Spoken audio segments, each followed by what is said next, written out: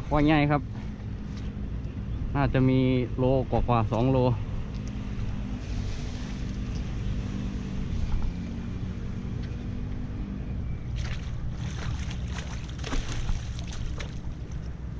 ใหญ่มากครับ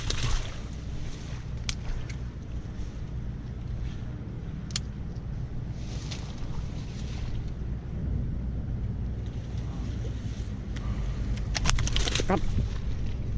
ขาดหลุด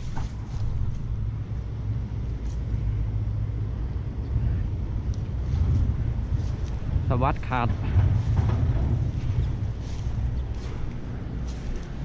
อาจจะโลครึ่งครับ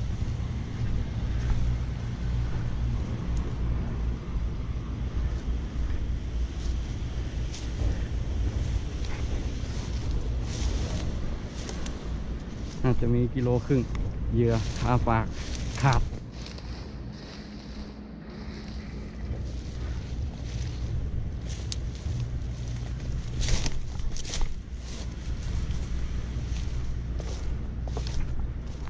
กิ๊บหลุดกิ๊บหลุดไม่ได้ขาดกิ๊บหลุด